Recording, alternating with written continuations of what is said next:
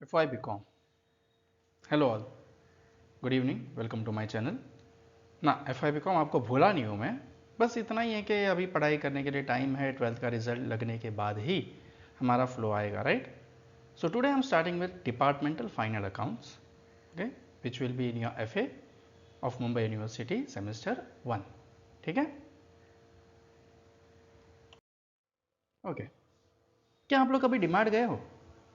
गए होंगे। कहीं बिग बाजार गए हो? गए होंगे। अच्छा, जहाँ पे वेजिटेबल्स लिखा है वहाँ पे आप अगर दवाई मांगने गए, क्या आपको दवाई मिलेगी? Obviously no. There is written के क्लोथ्स, और वहाँ पे आप अगर वेजिटेबल्स मांगने गए, मिलेगा? नहीं मिलेगा। सो कैन यू से कि one DMart is divided in different sections, अलग अलग विभागों में है वो, राइट? तो the sections of the business is nothing but department, okay?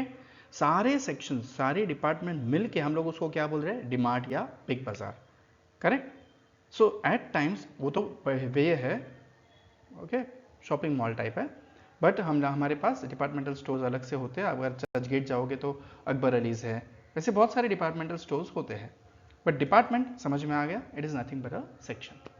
Her section का, हर डिपार्टमेंट का अपना अपना खुद का इनकम एंड एक्सपेंसेस हो सकता है, ऑब्वियसली हो सकता है। So do you feel that keeping the record of accounts of every department is necessary? रखना चाहिए, सीधी बात है।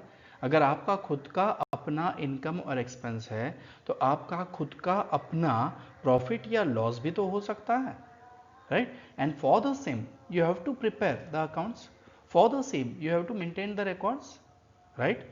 क्योंकि सारे डिपार्टमेंट का प्रॉफिट क्या डिसाइड करेगा? पूरे बिजनेस का प्रॉफिट, राइट? तो same things I have given you in points, right? So it will help you to identify the profit or loss of the department individually and the overall business of the sum total of all the departments, okay? Then ठीक है, तो if I want to divide the incomes and expenses I need some basis, कुछ तो base होना चाहिए जिसके ऊपर मैं डिवाइड करूं, correct? So for the same I need purchase ratio. सबसे पहला रेशियो कौन सा लगेगा? Purchase ratio. क्यों? तो it is found to divide the incomes and expenses based on purchase, simple. बराबर। कैरेज इनवर्ड क्यों है? गुड्स परचेस किया इसके लिए। डिस्काउंट रिसीव्ड क्यों है? गुड्स परचेस किया इसके लिए। कोई भी इनकम और एक्सपेंस जो बेस्ड है परचेस पे, वो आप ढूंढ लोगे तो उस एक्सपेंस या इनकम को डिवाइड करना आसान हो जाएगा हर डिपार्टमेंट में, right? On the other hand similarly अगर मैं सेल्स रेशियो ढूंढ लूँ तो I can divide the incomes and expenses based on sales. Example क्या है उसके? Carriage outward, advertisement, discount allowed, bad debts, many many, salesman salary, delivery man depreciation, etcetera etcetera, बहुत सारे होते हैं, but based on sales, right? The third ratio which I need is the time ratio. देखो, rent आप sales के हिसाब से देते हो क्या? नहीं। इंश्योरेंस आप सेल्स के हिसाब से देते हो? नहीं। परचेस के हिसाब से? नहीं। हर महीने, 3 महीने, 6 महीने, 1 साल, right? So those expenses which are paid either monthly, quarterly, half yearly और एनुअली, करेक्ट? तो इनको हम लोग क्या बोलते हैं? टाइम रेशियो, जो टाइमली होते हैं वो। अब इनके लिए बेसिकली कभी कभार वो दे देते हैं कि इतना इतना डिवाइड करो, but if not we will divide on the basis of time, correct? Then comes specific ratios. Specific ratios are the ratios which will be set by them. वो लोग ही बोलेंगे कि भाई इस इनकम को या इस एक्सपेंस को इस हिसाब से डिवाइड करो। डन? ओके। अब सर इतना तो समझ में आ गया, हम लोग इसको बनाएंगे क्या? ठीक है, तो डिपार्टमेंटल फाइनल अकाउंट्स में, फाइनल अकाउंट्स में क्या बनाते हैं हम लोग?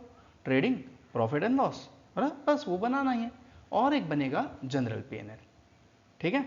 अब समझ लेते हैं कि ये ट्रेडिंग पीएनएल और बैलेंस, जनरल पीएनएल क्यों और कैसे बनेगा, इनका वर्किंग क्या होगा वो देखते हैं।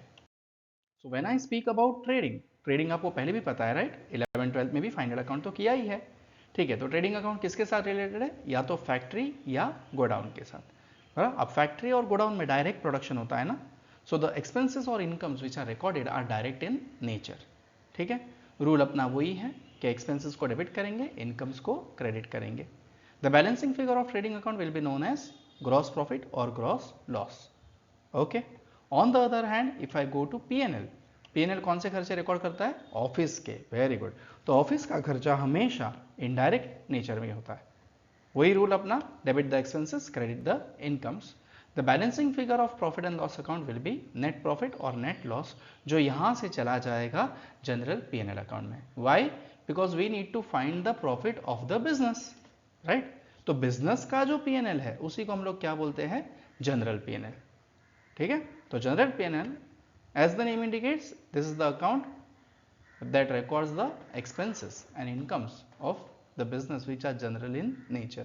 जो आप कोई भी डिपार्टमेंट में बांट नहीं सकते, they are recorded in general P&L. okay, and it shows the overall profit or loss of the business. okay, easy. यहाँ तक समझ में आ रहा है सबको? पक्का? शाबाश, वेरी गुड। अब थोड़ा सा मैं आगे बढ़ूँ कि चलो भाई दिमाग को कितना तकलीफ पहुंचा वो देखते, चेक करते, एक दो रेशियोज ढूंढ लेते हैं। Yes, okay okay. तो मैं आप लोग को परचेज रेशियो ढूंढ के बताता हूँ, एंड एक छोटा सा असाइनमेंट भी होगा जो आप लोग को कमेंट में लिखना है। ठीक है? क्या है पता चल जाएगा। First example, the purchases of the department A, B and C is ₹2,10,000, ₹1,50,000 and ₹90,000. Find the purchase ratio. Simple, ज़्यादा कुछ नहीं, क्या करना है? 2,10,000, 1,50,000 और 90,000, 4 4 4 0 कट कर दे, तो क्या बचा अपने पास? 21, 15 एंड 9। अब 21, 15, 9 किसके टेबल में आते हैं? 3 के। 3 7 सा, 3 5 सा, 3 3 सा, राइट? तो रेशियो क्या बना अपना? 7:5:3। सिंपल। बस सिमिलरली अभी आप लोग को एक होमवर्क करना है, एक असाइनमेंट, जिसका आंसर आप लोग को लिखना है। ओके, क्या लिखेंगे? Purchase ratio is equal to जो भी आंसर आए वो। अब वो तो मैं बोल नहीं सकता ना, right? The purchase of department P, Q and R ₹3,90,000, ₹2,60,000 and ₹1,30,000. Find the purchase ratio. चलो तो फटाफट फाइंड करो, ओके, और कमेंट में लिखो। अगर आप लोगों को पसंद आ रहा है तो चैनल को सब्सक्राइब करो, शेयर करो वीडियो को, लाइक करो वीडियो को, और कमेंट मारनी ही है अब तो compulsorily, right? Okay, all the best. ठीक है, आई होप कि परचेज रेशियो सबको मिल गया। कमेंट में मुझे दिखेंगे ही वो तो। इसके साथ साथ एक और कमेंट में आना चाहिए आपका सेल्स रेशियो। वो कैसे ढूंढना है वो भी मैं आपको बता देता हूँ। ओके, पहला मैंने किया है, दूसरा आप लोग के लिए है। ठीक है, क्या बोल रहा हूँ मैं? The sales of department X, Y and Z are ₹2,40,000, ₹6 lakhs and ₹3,60,000. Calculate the sales ratio from above details. ठीक है, तो सेल्स क्या है अपने पास? 2,40,000, 6 lakhs एंड 3,60,000. ओके, अगर 4 4 0 में निकाल देता हूं तो मेरे पास क्या बचता है? 24, 60 और 36, राइट? अब 24, 60 और 36 किसके टेबल में आते हैं? 12 के। 12 2 ज़ा, 12 5 ज़ा एंड 12 3 ज़ा। तो रेशियो क्या बना अपना? 2:5:3, है ना? सिंपल। यस। चलो अब देखते हैं कि खुद को कितना आता है। तो आप लोग का असाइनमेंट क्या है?